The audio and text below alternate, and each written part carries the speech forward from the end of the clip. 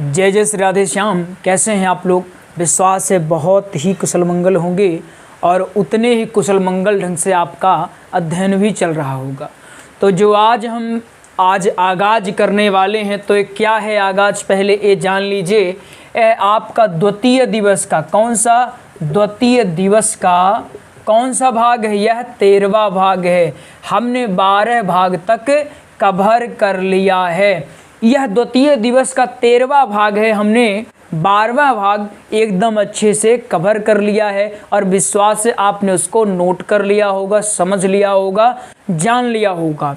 तो चलिए आज प्रारंभ करते हैं। आज हम जो है कुछ पढ़ाएंगे नहीं तो क्या करेंगे?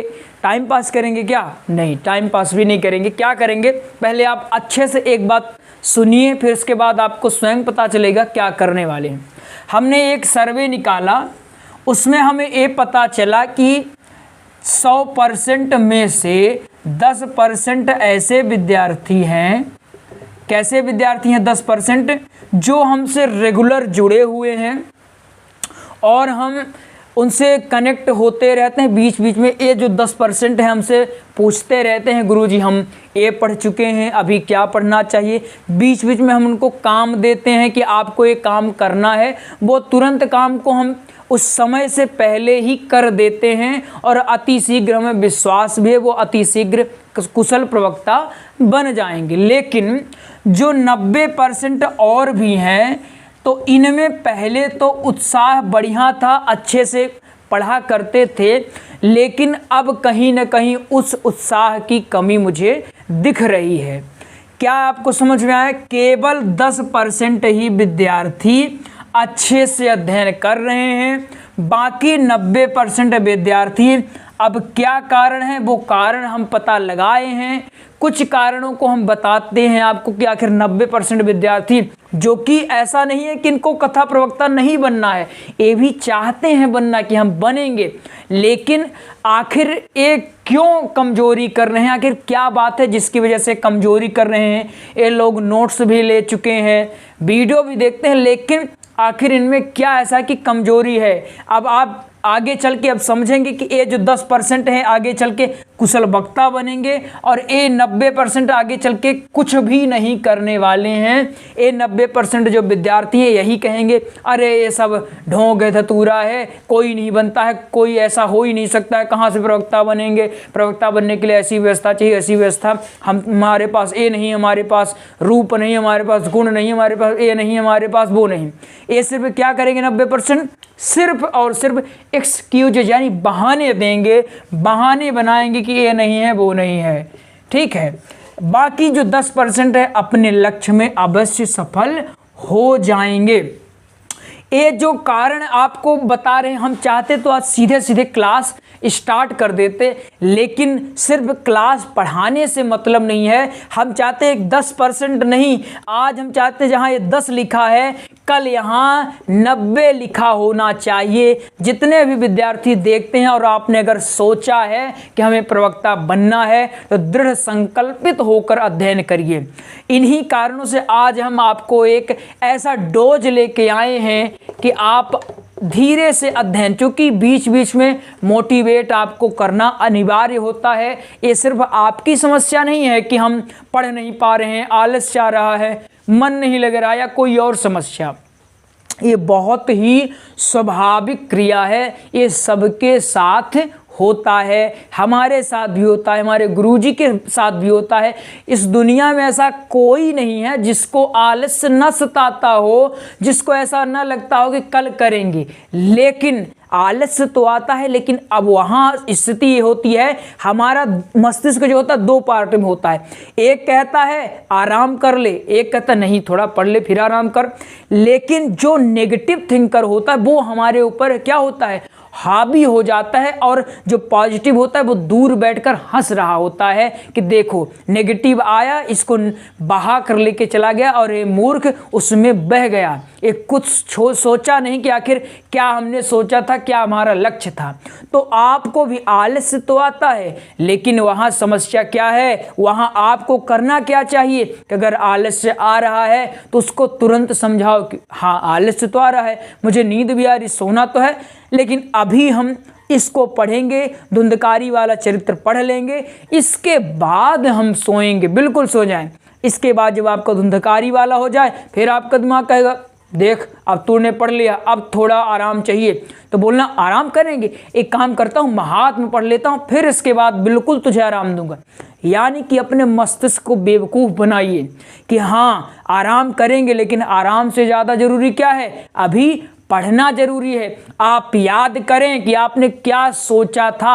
आप प्रवक्ता बनने आए थे, जब आप हमसे जुड़े थे तो आपने कहा था गुरुजी हमें प्रवक्ता बनना है, वो भी ऐसा नहीं कुशल प्रवक्ता बनना है। उस चीज को याद करिए कि अगर एक प्रवक्ता ही आलसी हो जाएगा तो कैसे काम चलेगा। आप अध्ययन को आज आप अगर एक दिन नहीं पढ़े और लग रहा है कि आप एक दिन नहीं पढ़े, लेकिन ये आपको ही लग रहा है, आप स्वयं सोचिए इतना कंपटीशन है, हर जगह कंपटीशन है। आप नहीं तो कोई और सही, कोई आपका इंतजार नहीं कर रहा कि आप आइए आप ही कथा सुनाएंगे तभी हम कथा सुनेंगे, कोई इंतजार यहाँ नहीं कर रहा है। अभी आप सोच रहे हैं कि सिर्फ भागवत ही है, भागवत को ही, अभी तो आपको पता नहीं क्या क्या सीखना है। प्रवक्ता बनना है थोड़ी कि सिर्फ भागवत सीख लिए तो प्रवक्ता बन गए, उसमें अभी राम कथा है, देवी भागवत, हनुमान कथा है, बहुत कुछ है, पता नहीं क्या क्या आपको सीखना पड़ेगा। तो जब इतने में ही आप विफल हो जाएंगे तो सोचिए आज कि आप एक दिन बर्बाद किए, 2 दिन बर्बाद किए, आपका एक दिन 2 दिन पूरा साल खा लिया, 1 वर्ष खा लेता है। इसलिए सदैव याद रखें, अगर आपने लक्ष्य आप निर्धारित कर दिया है कि मुझे प्रवक्ता बनना है तो प्रवक्ता बनना है। मुझे आप सिर्फ कितना समय देना है, 4 घंटे समय देना है। 24 घंटे में केवल 4 घंटे, आपके पास 24 घंटे हैं, घूमिए भागिए, जो करना है वो करिए ना, क्या दिक्कत है। सिर्फ 4 घंटे समय दीजिए और ये 4 घंटा प्रॉपरली केवल और केवल आपकी पढ़ाई को डेडिकेट करता हो। और ये नहीं कि आप ये तो 4 घंटा सोचे 24 घंटे में 20 घंटे तो घूमे फिरे सोए, अब इसमें भी 4 घंटे बैठे तो आपको मोबाइल की याद आने लगी, फेसबुक याद आने लगा, व्हाट्सएप याद आने लगा, पता नहीं दुनियादारी याद आने लगी। ऐसा नहीं होना चाहिए। हम आपको पूरी तरह से आश्वस्त करते हैं कि अगर आप मेहनत कर रहे होंगे तो मेहनत कभी बेकार नहीं होती है, श्रम कभी बेकार नहीं होता है। अगर आप पूरी लगन से निष्ठा से मेहनत कर रहे होंगे तो आप अवश्य कुशल वक्ता बनेंगे, ये मेरा विश्वास है। और मैंने संकल्प भी लिया है कि जो लोग अच्छे से सीख रहे हैं, अच्छे से अध्ययन करेंगे तो वो प्रवक्ता न बने, ऐसा हो ही नहीं सकता है। भगवान भी फल देते हैं, लेकिन किन्हें, जो परिश्रम करते हैं। अब आपने परिश्रम ही नहीं किया, बस आपको चाहिए कि सब मिल जाए, ऐसे ही टुटपुजिया थोड़ा थोड़ा किए, याद किए, बस कथा करना शुरू किया। कब तक करेंगे? जब तक आप, कब तक किसी को बेवकूफ़ बनाएंगे? किसी को आप बेवकूफ़ नहीं बना रहे हैं, अपने आप को बेवकूफ़ बना रहे हैं, अपने आप को धोखा दे रहे हैं। अगर नहीं पढ़ रहे हैं तो अच्छे से पढ़िए, अच्छे से अध्ययन करिए। हम लगे हुए हैं, क्यों लगे हैं? निःशुल्क सिखा रहे हैं, क्यों सिखा रहे हैं? ताकि हमारी भारतीय संस्कृति आगे जाए। जो लोग घर से कमज़ोर हैं, आर्थिक स्थिति सही नहीं है, वृंदावन नहीं आ सकते हैं, उनको हम स्वयं वृंदावन उनके घर पहुंचा रहे हैं। क्यों पहुंचा रहे? कुछ सोचकर, कुछ मानकर। हमने भी इन स्थितियों को झेला है, हम भी चाहते तो आलसी बन जाते, हम भी अब चाहते तो कथा करने लगते। हमारे साथ वाले सभी कथा करते हैं, लेकिन हमने कहा कि कथा हम करेंगे ठीक है, लेकिन हम चाहते हमारे जैसे और भी निकले, बहुत सारे लोग निकले जो अच्छे प्रवक्ता बने। तो हमने सारा सब कुछ त्यागा। सब लोग कह रहे हैं अरे तुम पागल हो गए हो, तुम बताओ तुम्हें चाहिए कि प्रवक्ता बने, इतनी अच्छी स्थिति थी, तुम प्रवक्ता आसानी से बन जाते। क्योंकि हमारे साथ गुरुजी भी थे तो उनके थ्रू मैं आसानी से बन जाता, सब कुछ था। लेकिन मैं वो चीज़ें छोड़ करके आपको स्टडी करवाने के लिए आया हूँ।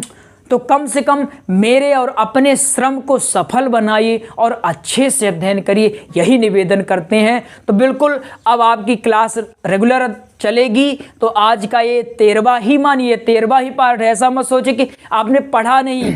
कभी कभी क्या होता है, हमारा दिमाग थक जाता है एक ही चीज़ करते करते, तो बीच में डोज अगर दे दिया जाए तो फिर एनर्जी आ जाती है। तो अगर कभी भी आपको लगे कि आप पढ़ नहीं रहे तो इस वीडियो को देख लिया करिए, आपको ऑटोमेटिक जोश आ जाएगा। और जोश आएगा क्यों नहीं, आप एक दिन प्रवक्ता अवश्य बनोगे, अवश्य बनोगे, अवश्य बनोगे। वीडियो को लाइक अवश्य किया। तो मिलते हैं अगले प्रसंग में। जय जय श्री राधे श्याम।